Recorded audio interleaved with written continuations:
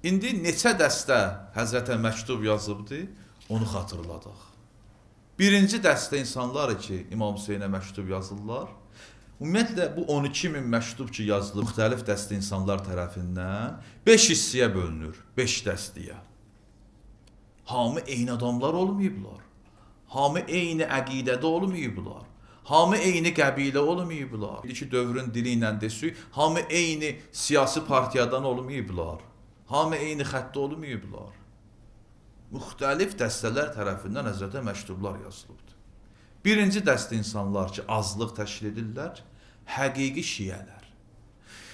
İllər öncə bu məsələni analiz etmişik. Küfə indiki kimi şiyə şəhəri olmayıb qədimdə. O dövrdə Küfədə az saylı şiyələr yaşayır. Şiyələr yaşayırdılar, amma indiki kimi yox. Az saylı insanlar, şiyələr, xalis şiyələr Həzrətə məktub yazıb Həzrəti Küfiyə dəvət etdilər. Kimlər?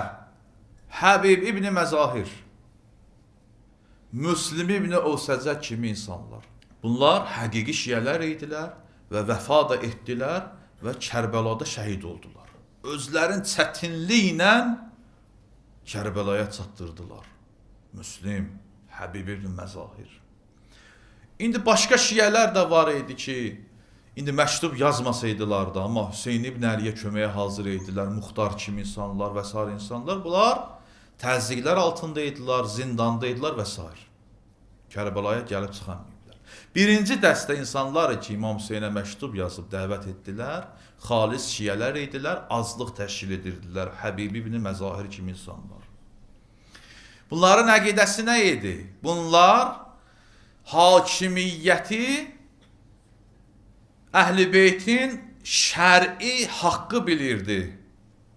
Bunlar əqidəsi bu idi ki, həqiqi şiyələrin əqidəsi budur ki, hakimiyyət yer üzərində Əhl-i Beytə məxsusdur, imamlara məxsusdur. Və Bəni Üməyyənin hakimiyyətin qeyri-qanunu bilirdilər. Çox az idilər. İkinci dəstə məktub yazanlar görək kimlərdilər? Ki, bunlar çoxluq təşkil edirdilər. 12 min məktubun çoxunu bunlar yazıblar. Əgər sadalasıq. Bunlar yaşlı insanlar. Bir də yarı yaş insanlar olublar Küfədə.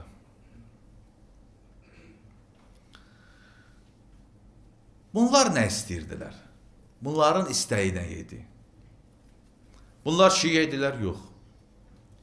Bunların əqidəsi bu idi ki, gərək Əhl-i Beyt hakimiyyətdə olsun, yer üzərinin höccətləri bunlardır. Bunlar bu əqidəyə malik idilər, yox. Bunlar nə istəyirdilər? Bu yaşlı insanlar, yarı yaş insanlar Həzrəti Mövlanın Küfədə hakimiyyətin dadmışdılar. Ədalətli hakimiyyətin dadmışdılar, bilirdilər. Ələvi hakimiyyəti necə olur? Ədalətli hakimiyyət necə olur? 20 il idi, Bəni Ümeyyə tərəfindən bunlara zülm olunurdu. Bunlar Əli oğluna üst tutdular.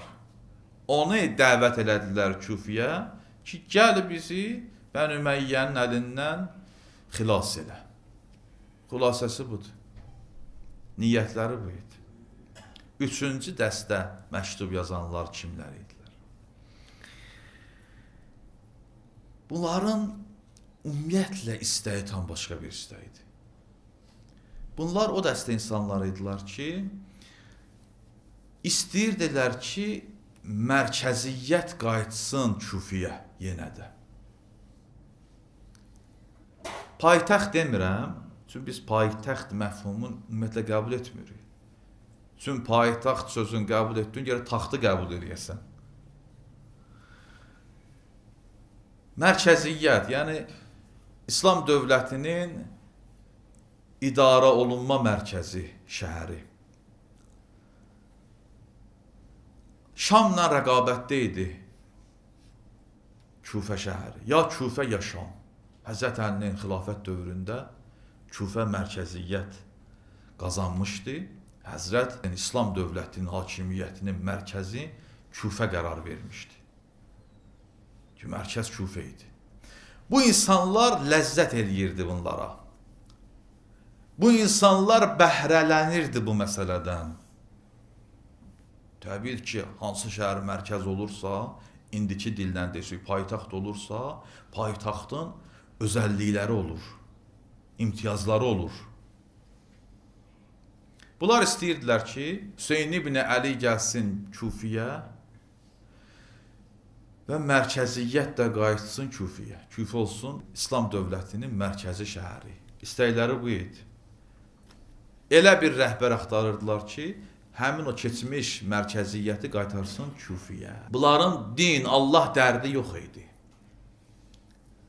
Bunlar məsələn imam kimi qəbul etsinlər, desinlər ki, gəl ədalətli bir hakimiyyət qur, hakimiyyət sizin haqqınızdır, biz zülmə, Yəzidə etiraz edirik, yox. Bunların başqa fikirləri var idi. Növbəti dəstə məktub yazanlar qəbilə başçıları idi.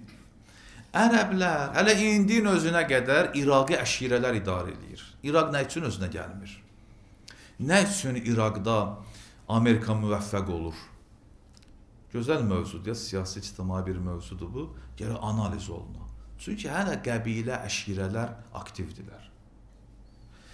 Qədimdə belə idi ki, məsələn, bir qəbilə var idi, neçə min əhalisi, neçə yüz əhalisi, indi balaca böyük qəbilələr var idi.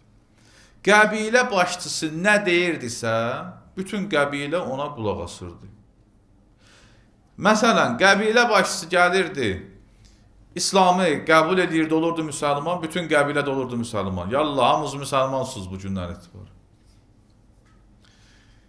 Qəbilə başçısı İslamı qəbul etmirdi, bunlar da qəbul etmirdilər. Çox az olurdu ki, içindən o ayıq insanlar çıxsın, desin mənə, sən cəhənnəmə gedirsən, məsələn, bu söz mənimdir, biz sənə niyə qulaq asmalı əqidəmizdir? Çox az olurdu belə şeylər. Növbəti məktub yazan insanlar qəbilələrin başçılarıdır. Ki, Ərəbistanda, o dövrdə, İraqda, indi də hazırda da var, nüfuza malikdilər. Hətta xarici qüvvələr belə İraqda gələndə onlarla görüşürlər. Onlara maliyyə ayırırlar. Çünki lazım olanda onlar kömək edir onlara. İsraillə əl olanlar var içində. Xülasə xəyanət eləyənləri var içində. Amerikan adamları var içində. Baxmayaraq ki, əşirə başçısıdır. Var belə insanlar. Bunlar nə istəyirlər? Qəbilə başçıları nə istəyər? Hakimiyyət, ağsaqqallıq. Var ha belə insanlar. Cəmiyyət içində var. Ağsaqqallıq üçün əldən gedərlər. Heç bir bacarığı yoxdur, potensialı yoxdur, düşüncəsi yoxdur. Amma deyir, mən olum ağsaqqal.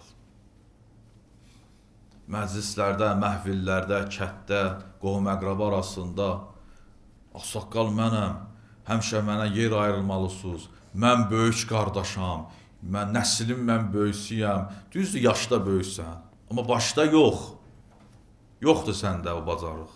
İndi sənə hörmət eləyirlər, sən də bu hörmətdən, böylükdən istifadə eləmə. Cavanlara dəyər ver, yer ver, qulaq as. Bunlar ağsaqqallıq istəyirdilər, diqqət istəyirlər, riyasət istəyirlər, rəhbərlik istəyirlər. Yaxşı, bunlar kimlər? Məsələn, Şəbəs kimi adamlar. Bunlar da İmam Hüseynə məktub yazıb, dəvət elədilər. Bunlar adətən zalimlərin tərəfdarı olurlar, belə insanlar. Şiyə döyürdülər bunlar. Bunlar qüdrət istəyirdilər. Bunlar qüvvə istəyirlər.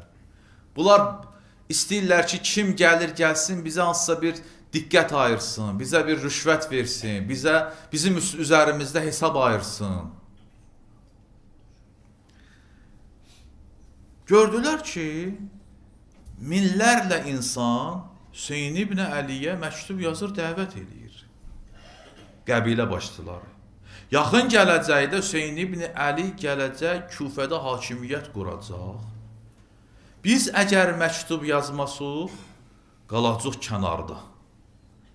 Qoşulaq, məktub yazaq, deyəndə deyərik ki, biz də səni dəvət eləyənlərdən biriydik, bizə də diqqət elə bu niyyətlə.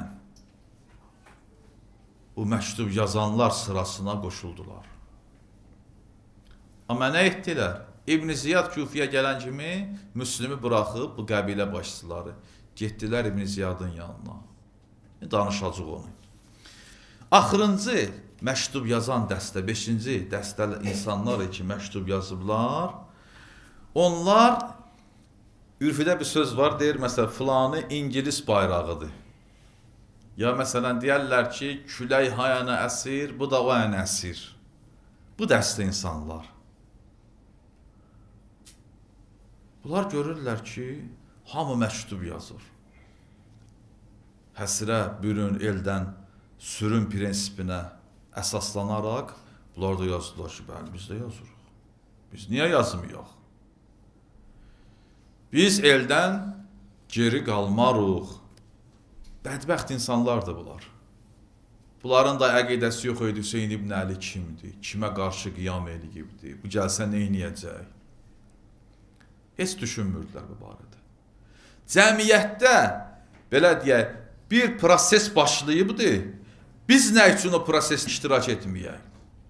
Biz də iştirakçı olaq. Biz də qızışdıraq məsələni. Görək nə olur? Belə insanlar var. Görək bunun axırı nə olacaq? Gətir bura biz də neçə məktub yazaq. Belə adamlar var. Bunlar da məktub yazdılar. Demək, məktub yazan insanlar 5 dəstəyə bölündü. Və 5 niyyətə malikdilər. 5 dəstənin, hər dəstədə özünə məxsus fikirləri, istəkləri var məktub yazmaqdan. Bunların içində fəqət xalis şiyələr ki, azlıq təşkil edirdilər, onlar da əhdə vəfa edib Kərbəlada şəhid oldular. Qalanları sadaladıq kimləri idi. O sual ki, verilir, nə üçün Kufə əhli minlərlə məktub yazdı, bu qədər şovq ilə, əlaqə ilə, məhəbbətlə məktublar yazıb Hüseyin İbn Əlini Kufiyə dəvət etdilər. Nə üçün bəs kömək etmədilər və əksinə Həzrətlə döyüşdülər? Cavabının bir hissəsi aydın olur ki, Kufə əhlin 5 dəstəyə bölünür məktub yazanlar, hər 5 dəstənin də özünə məxsus əqidələri var.